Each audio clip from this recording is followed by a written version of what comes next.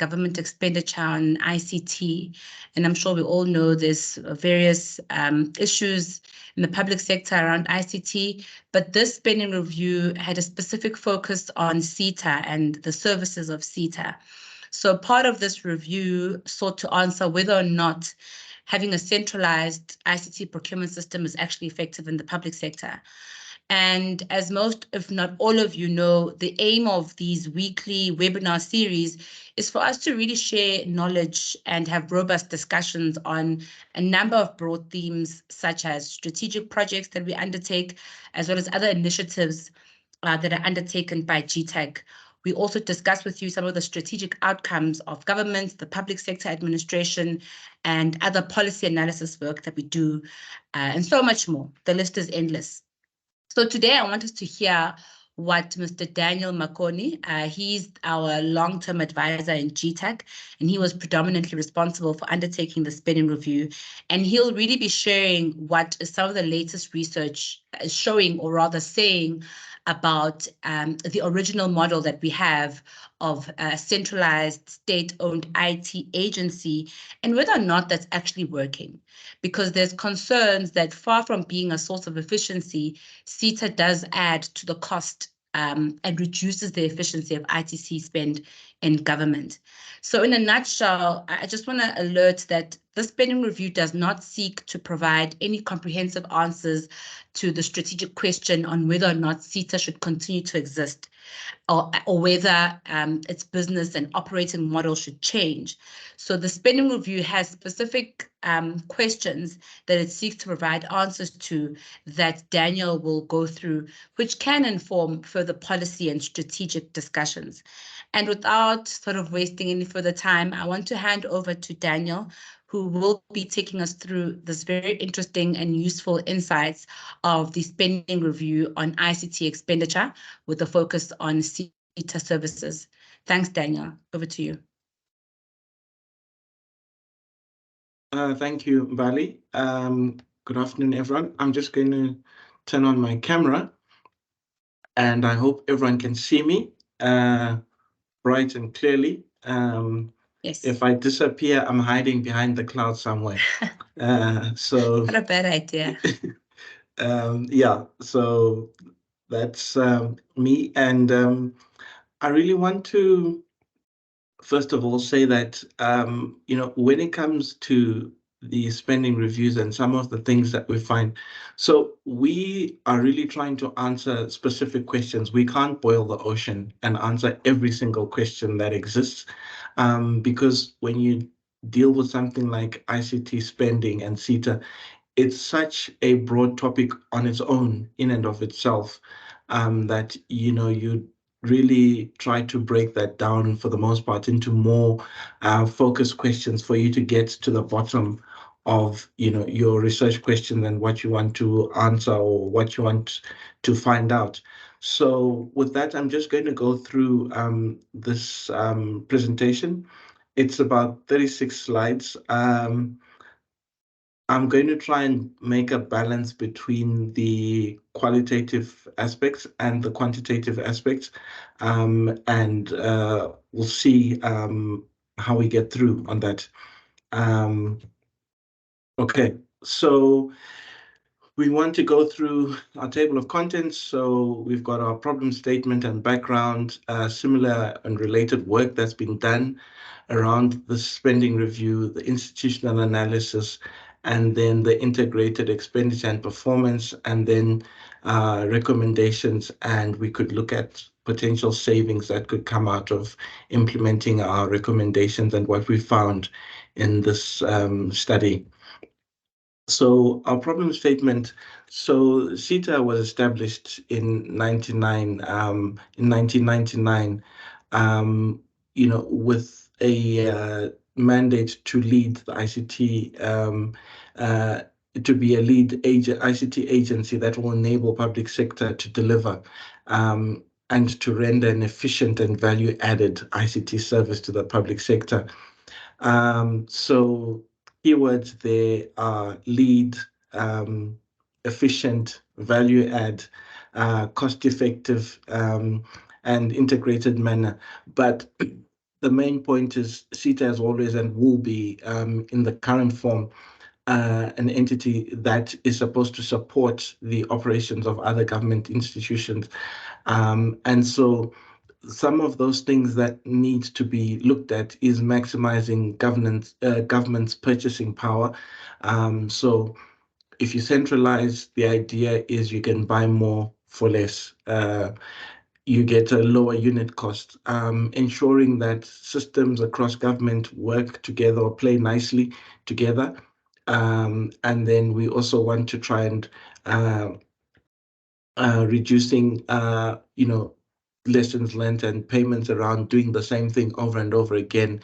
And with that, we also want to be able to create an environment where talent can be shared across government, because if you've got the interoperability and you've got the efficiencies and the standards around what public sector ICT is doing, it means that people can more easily move between different departments and units, because the systems and the protocols would be expected to be similar.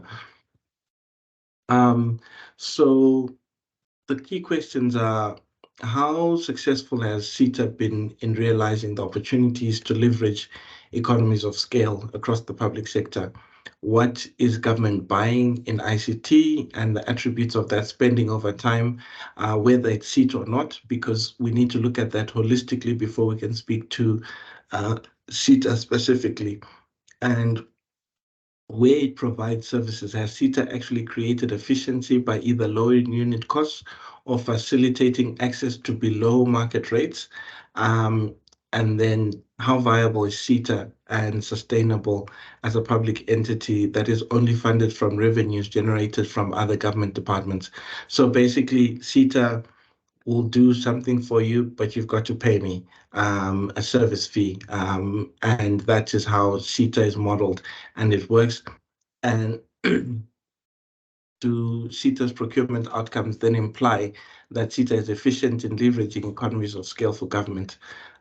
So those are the key questions that we're trying to ask and answer. So key learnings from previous studies and expenditure analysis. So there have been quite a number of spending reviews that have been done in the public sector, or looking at different aspects of ICT. And we've got broadband connectivity, and they continue to be spending reviews because it's so topical and its impact is really felt across the board. So we've got broadband, we've got police, we've got SA Connect project, we've got ICT in basic education, and I think there's breakout on that, specifically focusing on e-learning and e-learning material. We've got SITA, we've got digital migration, we've got SITA procurement in KZN, we've got e-learning,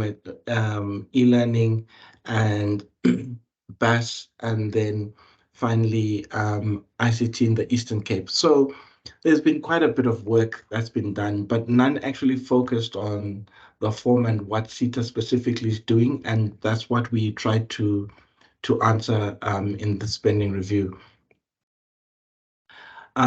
So the key learnings from the previous ICT-related spending reviews that we had was that on the broadband spending, there was a lack of consolidation of purchasing, multiple programs and departments trying to buy the same thing with SITA and not using economies of scale.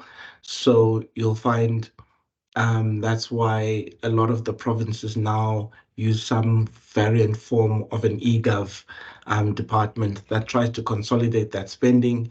And what's happening with broadband rollout, taking the requirements from all the departments in a province, and then centralizing that, and then giving that to SITA to then procure and deploy networks. Poor planning of coordination of large-scale projects has been a big issue. And one that's really topical is SITA pricing being inconsistent and sometimes opaque to departments. So the there's a general view that the costs of utilizing SITA are higher than non-SITA channels. So a good example would be the transversal contracts, or some of the contracts that are run to procure laptops and desktops, for example. And SITA itself has tried to address this by sending out communications around why their laptops cost more than other people, with the specific intention of trying to explain the increase in cost of utilizing SITA in some instances. And some of it is justified, some of it is not justified. But the main thing is where there isn't a oversight of how SITA is charging and what's happening by the client, normally you start to get problems, or you run into challenges. And then in overall, there's a lack of alignment and planning of ICT projects and spending with program objectives and engagement with SITA. And then ICT trends and expenditure are flat. So we're not spending more on ICT as a whole. And this is concerning, especially if we consider that we're coming out of this whole COVID era, and would have expected a spike of ICT expenditure to try and motivate and mobilize a remote work and all these lovely ideas around utilizing ICT and teams and everything to be able to do more. But what we're seeing in the trends is we still see a relatively flat line. So if it's flat, it means that we are not going to get, or we're not spending more on ICT. And what would the impact of that be in the future? So I'm going to get into the institutional analysis now. The SITA Acts and relating regulations. So SITA, the main thing is to promote the efficiency of departments and then to improve service delivery. It's supposed to be self-funded, so they are by right allowed to charge something extra. It's just this has to be agreed on. And then the SITA uses what's called the government-wide enterprise architecture framework to try and align all the plans and ICT environments of the different state-owned organizations. This architecture, normally referred to as GUIA, is supposed to be the way in which SITA looks and consolidates all of the plans across public sector. And then the SITA is then supposed to charge on rates that are governed by tariffs agreed with between the National Treasury and DPSA. And then these tariffs need to be reviewed every 36 months. So basically, we're trying to create a framework where we do acknowledge that SITA must charge a fee and must make money for it to be self-sustainable and to cover its overheads. But that is in a framework of agreeing with the DPSA and National Treasury, depending on the submissions. Now, within the SITA framework and what's supposed to happen there, SITA, there are mandatory and non-mandatory services that SITA provides, and this is coming from the SITA Act. So the mandatory services are what the public sector departments, national and provincial departments, must procure from SITA. You can't get these services from anyone else unless you specifically decide to to call for a deviation, and the reasons for why you could possibly deviate are specified below. But if you're going to build a network, that needs to be done by SITA. If it's transversal data processing, disaster recovery plan, which is quite interesting because there are a lot of requests or departments that seem to provide recovery plans outside of the SITA context, or getting consultants to assist, particularly around disaster recovery plans. Standards, information systems, conversions, research, transversal systems. So your transversal systems, accounting, HR, and procurement, information system security, and that procurement needs to happen, for all of the above needs to happen through SITA, and SITA must certify against the standards of any of the systems that are implemented, and also the system inventory regulation around what systems are in the public sector. Now, departments can also choose to use SITA for training, systems development, ICT maintenance, data processing, and advisory services. So these services are on the margin, so you can decide whether you want to use SITA or you want to use any other third-party service provider for you to get that work done. The other policies, laws, and regulations around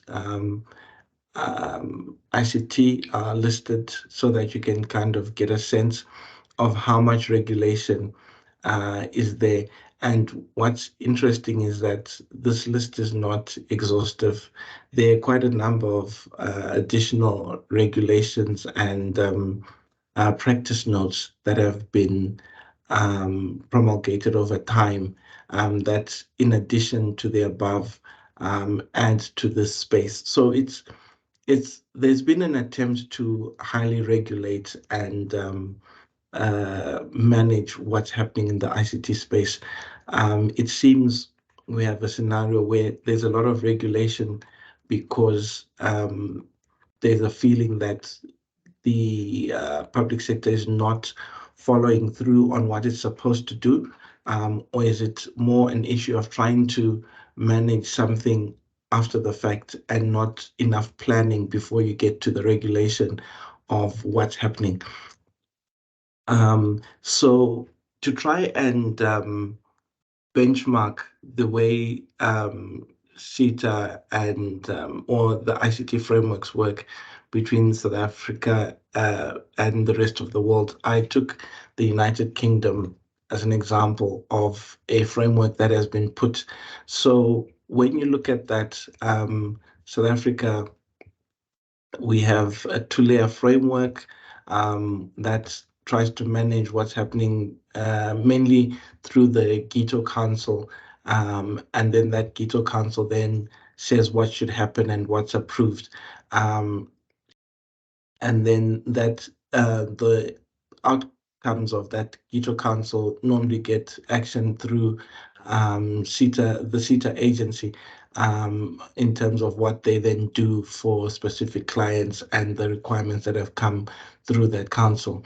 Now, in the United Kingdom, they actually have an assurance board that verifies and looks at projects in advance of what is happening and how that how those projects have come about and whether a project should continue or not, right from the onset. So it's almost similar to what we would do in the procurement of infrastructure and infrastructure bids, to evaluate those upfront.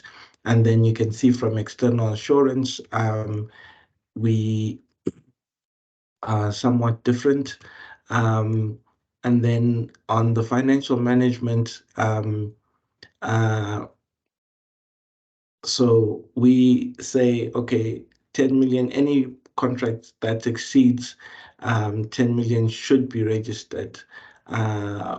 But again, we've got a problem or a challenge with compliance around some of these requirements. And you can see from the United Kingdom framework how that is different, and the reporting lines are made clear. So the assumption in the United Kingdom is that ICT is treated as infrastructure, and in South Africa, ICT is just treated as procurement for any other goods and services or capital asset, but there's no special focus or emphasis around the evaluation and the management of that.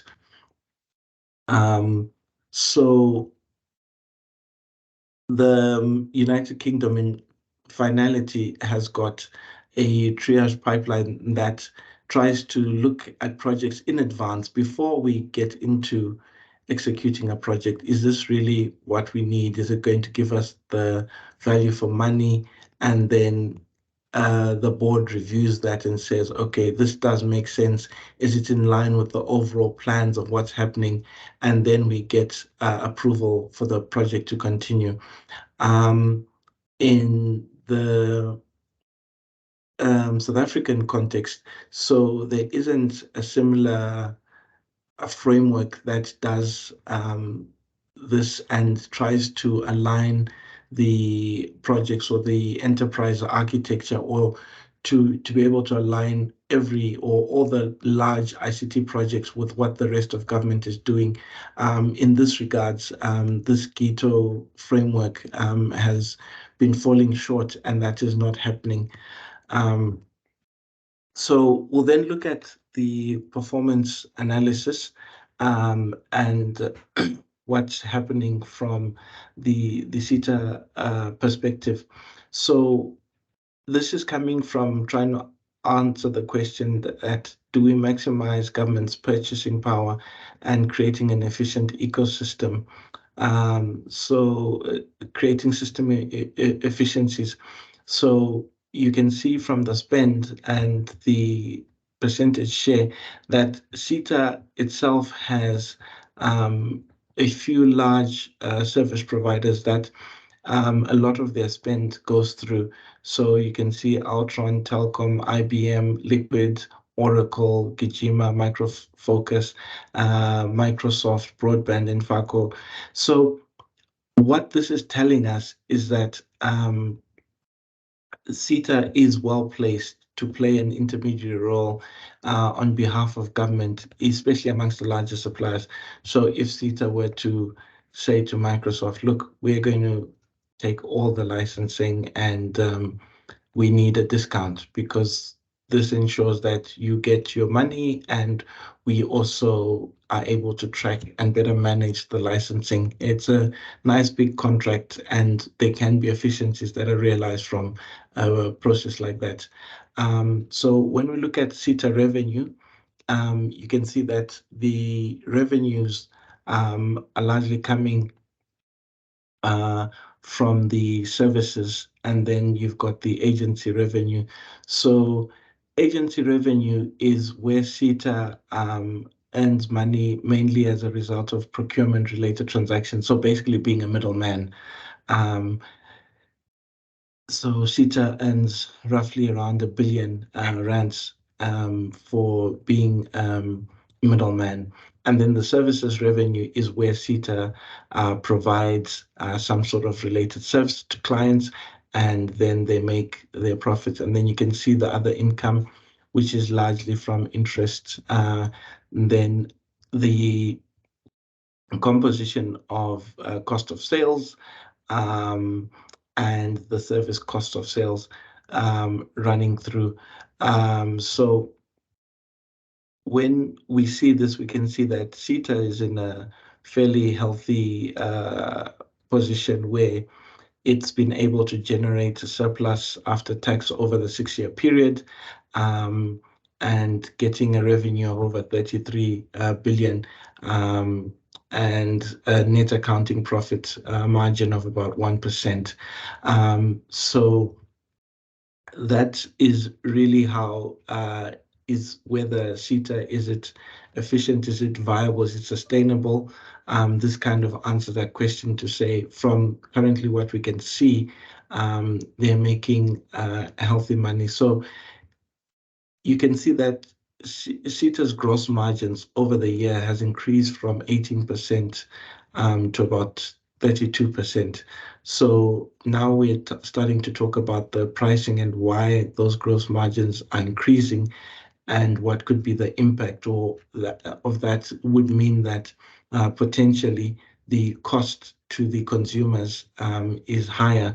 And at the same time, when you consider core services or core products like broadband, if you were to compare in the market, the broadband pricing has decreased by about 90% over the last 10 years. And you'd expect to see a similar reduction in the costs levied by SITA to departments. But if that is held constant, then you'd see an increase in the gross profit margin, and why there's a need for the review in pricing every 3 years. Okay, so under the current scenario, you can see that SITA has got about 1% from operating activities.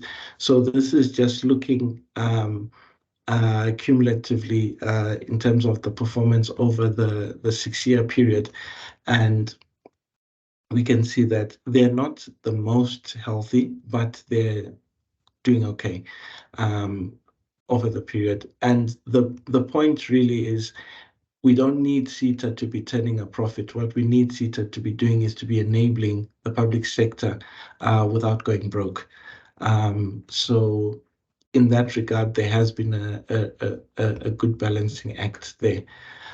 So I'm now going to get into the expenditure analysis and kind of the breakdown of what exactly it is we're buying from these projects, and the where that spending is happening and how that relates with SITA or non-SITA.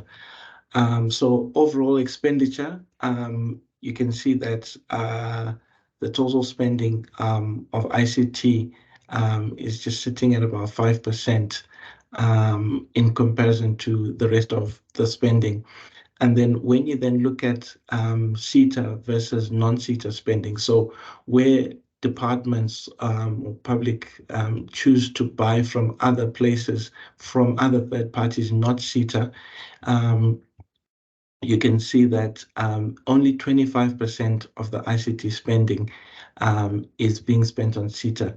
So that tells us that SITA as an entity or as an organization has left a lot of money on the table because departments are voting with their feet in terms of the efficiencies that are gained from utilizing SITA for the procurement of services. And then when we then further break down the SITA spending between mandatory and non-mandatory spending, we can see that there's a slightly more of the money spent on non-mandatory spending. I just want to highlight that this picture is largely skewed by the justice cluster that have got a large footprint on support services that then make this mandatory and non-mandatory spending seem almost at par. So when we look at the spending and further breakdown of SITA and non-SITA between in national and provincial spending, you can see that a lot of the spending when it comes to the services under non-SITA is actually going through hardware, where departments choose to procure hardware, whether it's servers, desktop computers, from third parties. And then when we talk about third party suppliers, this is all the ICT consulting that happens. So whether it's professional services or services for things like developers, enterprise architects, network engineers, that's where most of the money is spent, and communication, which is largely your data charges for cell phone data and VoIP in some instances. And then when it comes to SITA, we can see that the bulk is under ICT government SITA services, which again speaks to all the support work that SITA does and management of information for the different government departments that run their systems through SITA. So the top 5 non-SITA and SITA spending items. So the largest item is SITA data lines. And this is not a surprise because the primary mandate of SITA is to provide a virtual private network for the public sector. And so public sector spends most of their money on SITA data lines. So this is your access and the data that you use on those data lines, followed by SITA systems development, operational support. So running of systems that are there. And then you've got your specialized computer services. Unfortunately, this tag is not very descriptive, but it's everything relating to the value add services that SITA provides. So whether that's developing of systems in particular or developing unique network requirements, VPNs, remote cloud access, deploying specific security requirements, all of that would fall under SITA specialized computer services. And then you can see there's about 2 billion in licensing and then another 2 billion in information system services, which is now the running of systems and call centers and that sort of support. Now, when we look at the non-SITA spending, we can see that the bulk of our spending is under telephone expenditure, so telephone, telefax, telegraph. Then we've got government printers, and then the external computer services, and then again, licensing follows very close behind. So looking at this, we can see that there is a scenario where we could be able to leverage the sort of spending patterns to get better value for money from spending by utilizing SITA or some similar mechanisms to be able to find those efficiencies. And you can see finally you've got the airtime and data which are purchased from your cell phone network providers. So from here, we then look at the drivers of who is spending the most money with SITA, and you can see that it's national departments, followed by the KZN, and the list goes on: Western Cape, Eastern Cape, Gauteng, and we can see that spending for the different departments, for the different provinces, and how they're spending with SITA or their contribution to SITA. And then when we look at the trend that were alluded to earlier, how you can see it's almost a flat line on the spending, and that's a flat line in nominal terms. So what that means, if we were to account for inflation, then we're actually spending less and less on ICT. And this is really speaking to the issues around cost containment and what has come through in the public sector, where more and more of the spending has been crowded out by the transfers and compensation of employment. So you can see that same effect playing out in the ICT space. So from a public sector perspective, we need to be thinking about this to say, what is the impact of that on efficiencies and the gains that we could possibly be able to achieve by utilizing ICT more to get better outcomes on service delivery. And then we then look at the SITA services trend when we're looking at mandatory and non-mandatory spending. So the main point here is to look at that the general trend for mandatory services going down and non-mandatory services kind of going up. And this is really saying perhaps SITA is, if we were to consider the national departments or a customer voting with his feet, you would be saying to yourself, perhaps SITA is doing something wrong in their core operations, which is your network, and trying to deliver on that. And then they seem to get a few things right when you look at the non-mandatory element of the spending. So SITA services distribution, national. So you can see that split where you've got the big chunk of money for non-mandatory coming from national, and then also the Western Cape and Gauteng spending a lot more than the other provinces for their spend on with SITA when you break that down to say is it mandatory or not mandatory. So at a cluster now, I think this is where you really start to see the skew. You see, when you look at the clusters and you see the protection services is where the bulk of that non-mandatory services is sitting. So there are large contracts or large work that's happening to support the Department of Police, Justice, and correctional services, and that's where really the bulk of the non-mandatory services are coming from. The rest of the public service does not actually procure non-mandatory services from SITA, and this is a key point to highlight. And the reason why you've got that skew to the non-mandatory services in the justice cluster is because of historical scenarios where at some point the employees between SITA and the departments were moved to basically support specific systems, and that hasn't really changed over the years.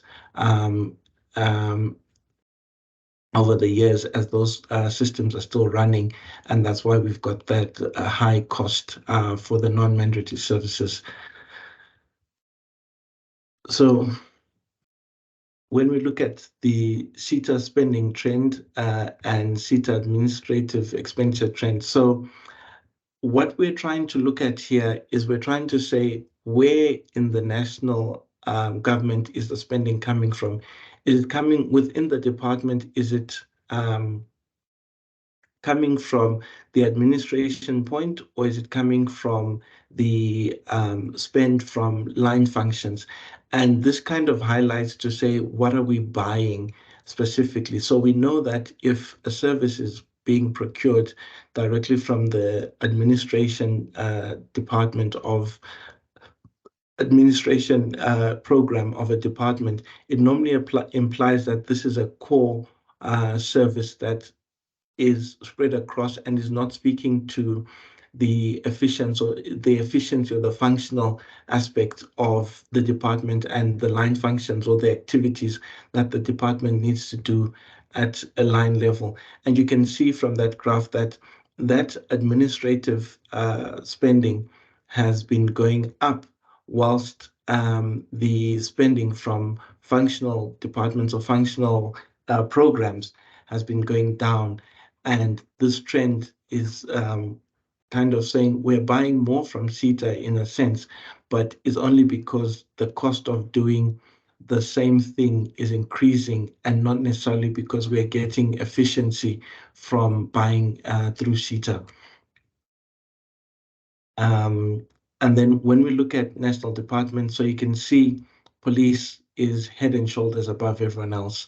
And then all the other departments. So if we were to factor out the police or the justice cluster, you'd really see that very minimal amount of money is spent on SITA because of how they have been delivering service specifically to their client departments, or there's an impression of that. And we're using the proxy of the spending trends and what we see as a mechanism to value the efficiency of how SITA is doing in the government space. So if we then look at something interesting to say, what is the FTE spending for SITA against the department. So how much are we spending per head in ICT for the different departments? And this is quite useful to kind of get a sense of, or a benchmarking of, how automated or how much are we trying to utilize ICT in a particular space to be able to get more efficiency. And you can see basic education is right at the top there, where they've been spending considerably more money. And this is largely because of the e-learning drive and trying to automate or modernize the classrooms to utilize more ICT. You can see there's a spike in the presidency specifically from a program when they were involved in, I think it was a broadband project, and there was funds that came through. So that's why we've got that specific spike. But in general, they're spending much less. And so from here, if you were to consider that the departments are spending, around 20, 30,000 rands per head on ICT, it kind of tells you that a large part of our processes are still manual, and there's a lot that can still be done in terms of automating and utilizing ICTs in that space, in the functions of departments, to better get efficiencies running through. So I'm going to wrap up with recommendations and savings and what next can be happened. So observations and recommendations. So the SITA business model. So the SITA really needs to submit a new service catalog and pricing structure. The last formally approved one was in 2011. So 12 years with the rate of change. I don't know if I can just get everyone in the room to think about what phone they used in 2011. I remember I was using a BlackBerry, and BlackBerry no longer exists. But here we are still talking to SITA in the same context of when BlackBerries used to exist. It's a misnomer. It's mind-boggling that we've allowed this to continue without actually looking at the impact this has on the operations of the public sector. So SITA needs to avoid overcharging and provide right-sized services, again, speaking to the business model and what they're doing. So in some instances, they charge more, in some instances, they charge less. And what we want is SITA to charge right, not more, not less, but to charge right.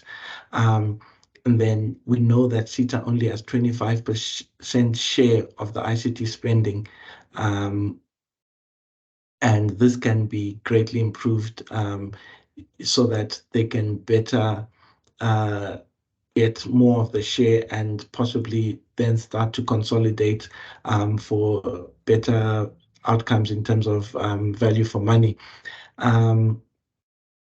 Then we need to adapt the business to provide more value-add solutions and better planning over government ICT as per their mandate. So at the moment, SITA is operating, but it's not necessarily addressing the mandate aspect. So if you remember, under the mandatory services, all the planning and enterprise alignment and integration. I don't know if any of the colleagues remember SITA publishing something about we need to go in this direction because we want to achieve this outcome. So all of that planning basically means that ICT is being bought and is happening in an ad hoc manner, and we start to lose out in terms of what we could possibly benefit from the value of bringing ICT into the public sector space. Yeah, these are some of the observations, and then the recommendations and savings potentially. So one big ticket items that we're looking at, or that we could really consider is, for example, Microsoft Office. So we're spending on average 225 million a year. If we were to centralize that procurement or that saving across a national and provincial government, and then go and talk to Microsoft, we could potentially save 22 million just by asking for a 10% discount, because we've been able to consolidate and we can better manage those licenses, where you have some departments buying more than they need, some not even buying licenses at all. But once that's managed centrally, you could have a scenario where you can save a significant amount of money. The same applies for Windows operating system, where there's 515 million a year, an average that's being spent over the last 6 years. Um, and this can be done either through a transversal contract that's managed by SITA. So SITA will just basically be managing to say we've given National Treasury 5 licenses and there you go. Or and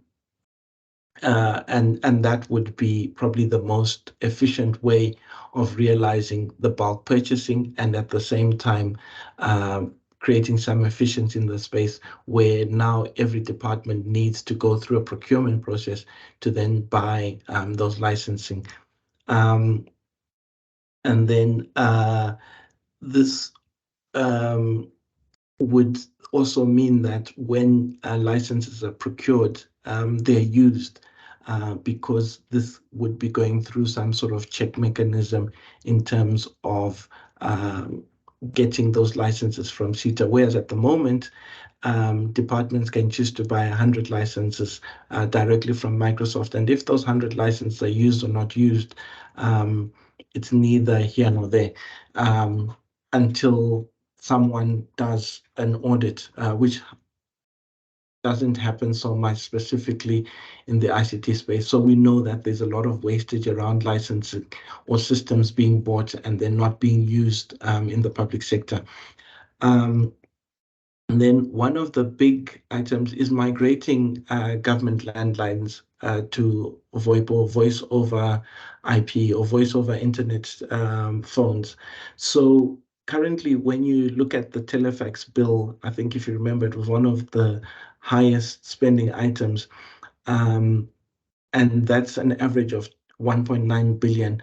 So when we compare or we use a benchmark of the Eastern Cape, and I like the Eastern Cape because it's fairly rural, so connectivity is more of a challenge, but there's a lot of communication that then has to happen because of that remoteness of the province. The Eastern Cape was able to generate a savings of about 60% using by migrating all their services from telephony to or coaxial cables to VoIP. So that could mean for the public sector R1 billion just by making sure everyone is using voice over internet. The calls are much, much cheaper.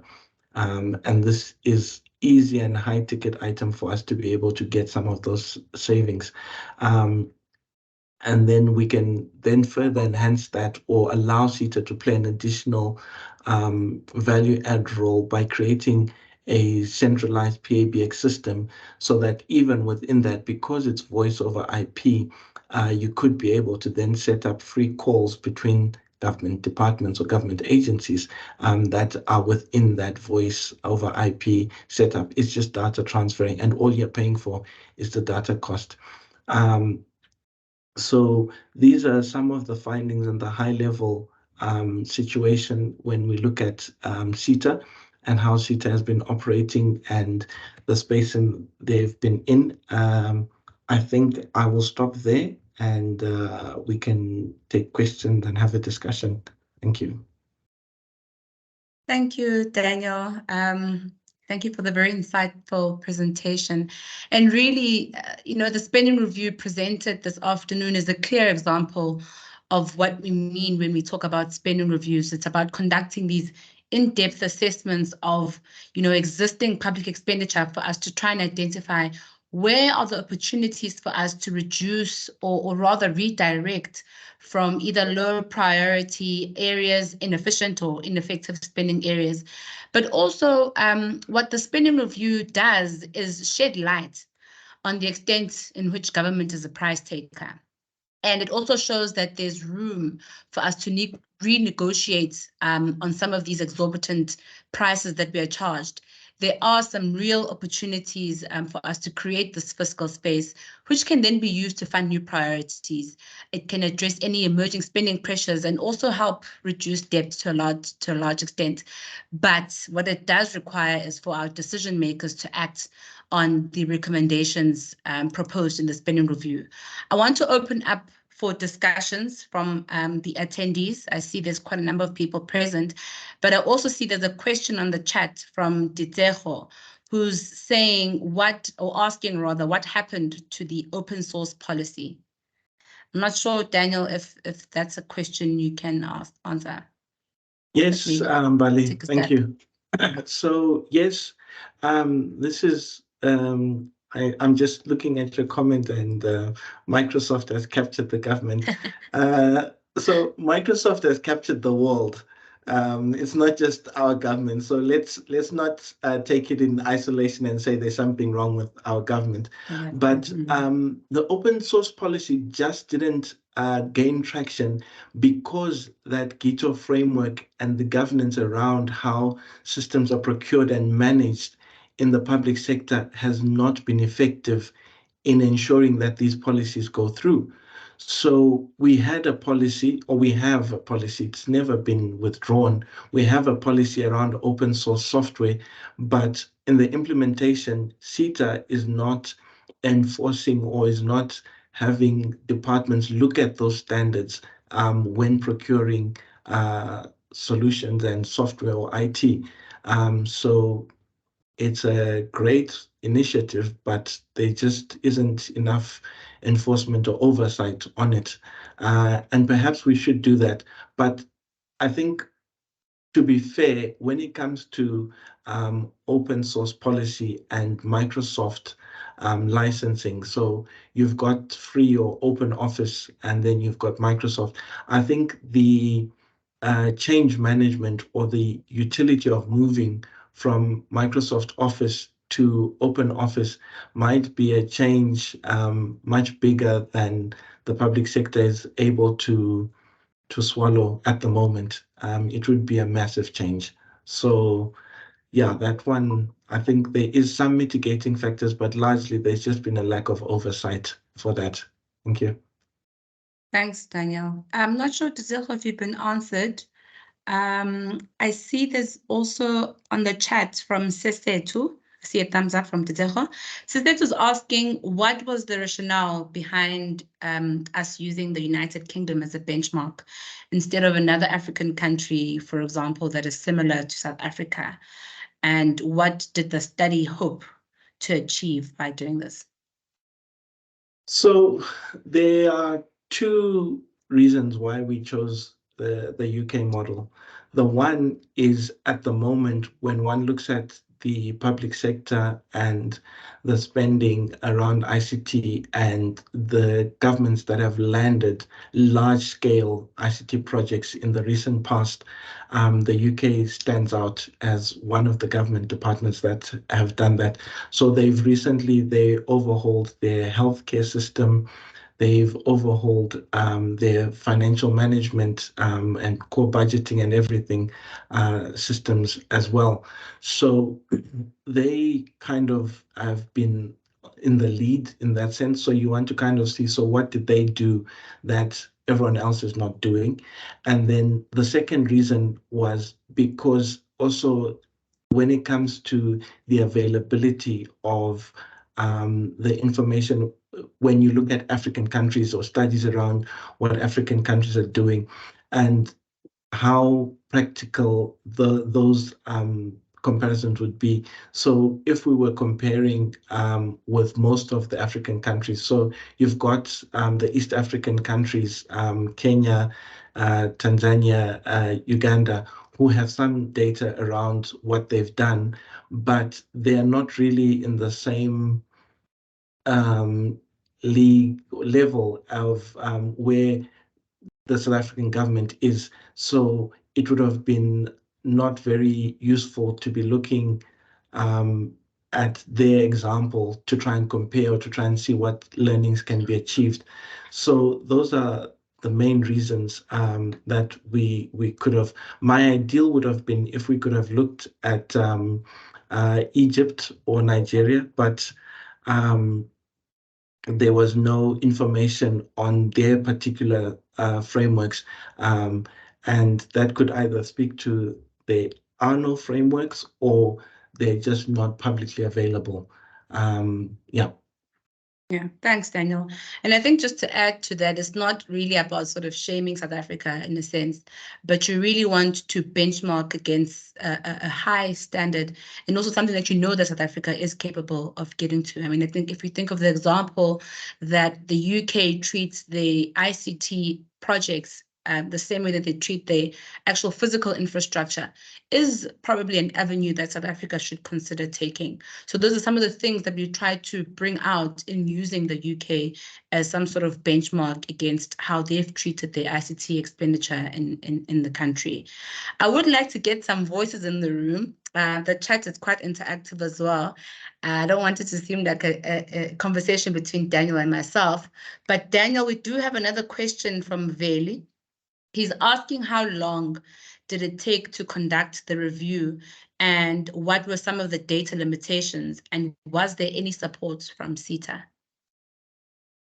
Okay, I think pragmatic question. So it took just under 6 months to do this spending review. I think about 4 months, and then 2 months is kind of finalizing and just back and forth.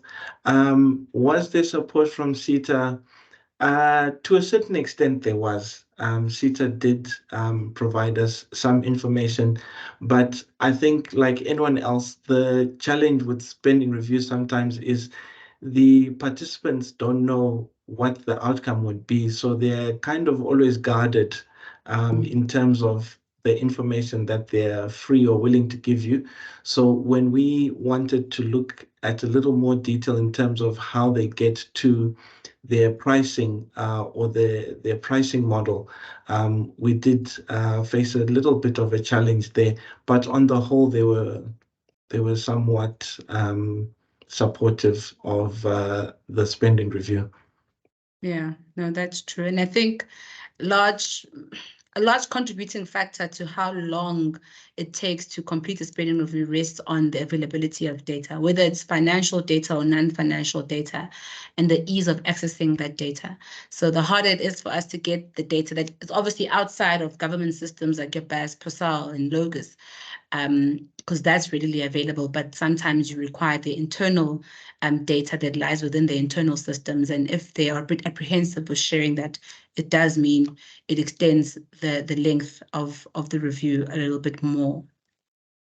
Are there any other questions for Daniel? Maybe just one question from my side, whilst maybe people are thinking of questions. I mean, I know I also had the BlackBerry in 2011, but as you correctly indicated, it's no longer even in existence anymore. But here we are with a pricing catalog that was last updated almost a decade ago.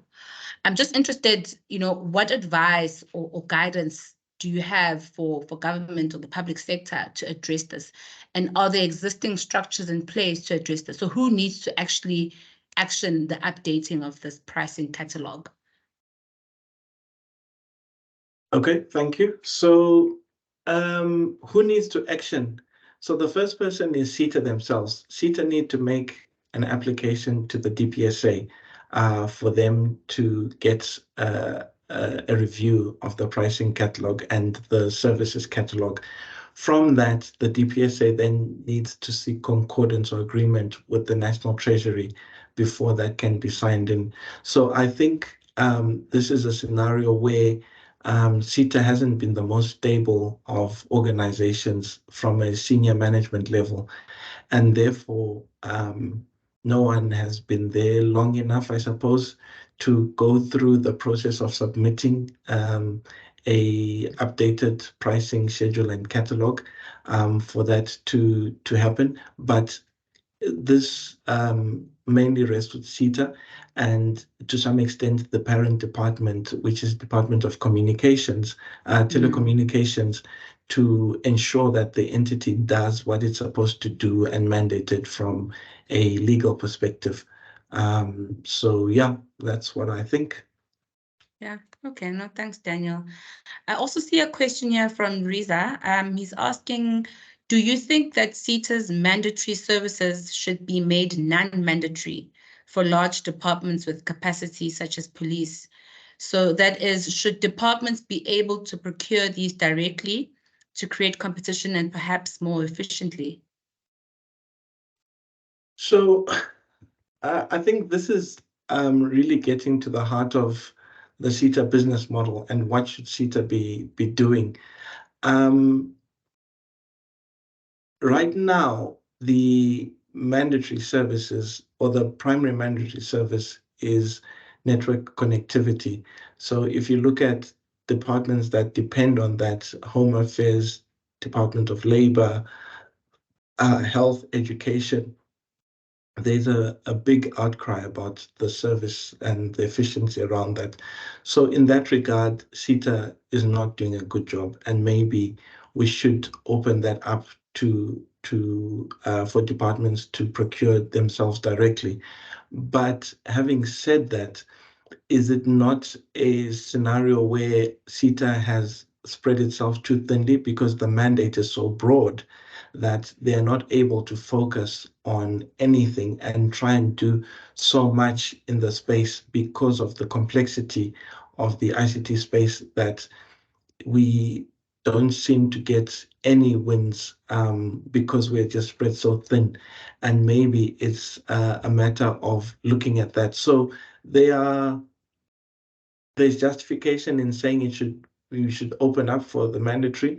And then for me, there's also justification in saying some of the non-mandatory services should be mandatory and and we should maybe perhaps refocus SITA on doing one thing right rather than trying to do everything and pick our battles. So what would that one thing be? For me, I would say just provide the network connectivity and the rest of it leave out, or it becomes similar to the UK space where it gives the advisory services and does an evaluation, sort of like a panel to say, is this right or aligned with the general plan of public sector, and doing that, and leaves this networking and the procurement to the departments to execute themselves. Thanks, Daniel. And I think this is probably going to be the last question from Pizzo, who's asking that in all the work and where we are and where we envision to be, how best can we leverage on digital transformation? So similar to BlackBerry and the iPhone scenario, the question from him is, instead of playing catch up, who can we stay ahead of the curve or drive SITA to leverage on technological developments in simplifying the work of government? So 2 questions, really. Yeah. So I'm going to say the first thing for me is I'm always wary of buzzwords. I mean, we remember a couple of years ago, we had this 4IR and this great 4R, and we had, blazers made and all of that. But the thing for me is that when we talk about digital transformation, before we get to digital transformation, we need to just digitize. So digital transformation is where we're taking an existing process, we modify that, and then we transform it using digital services or digital systems and processes. Now, the public sector or government as a whole just needs to first digitize. So we need to get rid of a lot of the paper before we digitalize in public sector as a whole. And I think it's an example of trying to run before we can walk. Granted, you can do both at once, but I think it's better for us to focus on doing the right things first before we try and do more. So I think where or how best can we leverage that digital transformation? I think let's get the digitizing right. So that means that we need to look at our government processes and then put systems in place that are adequate. After we've put systems in place, then we can start talking about digital transformation, where those systems start to share data between them and we have a seamless flow. So why should I have a challenge with Department of Health when I get to health, when Home Affairs has all my information, and there should be a digital ID that's transferred from Department of Home Affairs to Department of Health. And the same thing for my child in the school. He should just be known because that all that information can be extracted and shared across the board. And then in terms of playing catch up and how can we best simplify the work of government, I think I've tried to answer that in my first part, but I think what we need to do now is this SITA's one of SITA's mandates is to provide the research and planning, and that's supposed to happen through the GTAC Council. So that council is basically not doing very well. It probably needs to be reconstituted or rethought in terms of who is sitting in that council and what the agenda of that council is when they meet.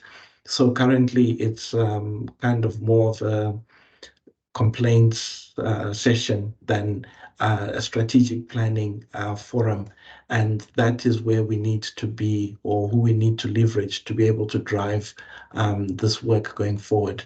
If we're not changing any legislation and using what we have, that would be my advice. Thanks, Thank you. Daniel. Quite helpful. We have time for one last question before we wrap up. And I see we have a question from Veli. Veli, you can go ahead. Thanks so much, Bali, and good afternoon. Thanks, Daniel. I just thought let me add a voice. Bali actually asked for that. But firstly, thanks, Daniel, for this comprehensive review. You know, ICT is it's a very difficult area, and we were also quite surprised as well on some of the things that we saw, the heavy dependence of departments on SITA as well. But there is another, I think, complexity. If we are going to say, for example, departments must procure certain services themselves, there's also a big problem because we do have departments who had a lot of consultants running some of their ICT services and then not having SITA so much. And then when those consultants go, you know, systems basically collapse, because the truth about it, even when you look at the unit costs that departments pay their ICT staff, I mean, you can't even compare it with, you know, data analysts, you know, hackers from banks, you know, in one of our departments was hacked for 3 weeks or 6 weeks. And you know, it was quite hard to put back.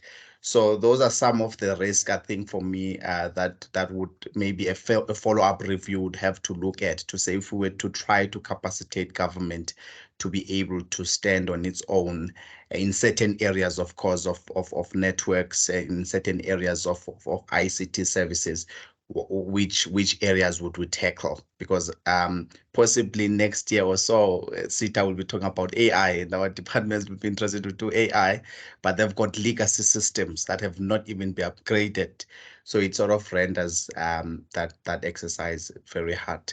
I just thought, let me make those comments and say thanks once again, Daniel. Thanks, Billy. Daniel, maybe some closing remarks from your side?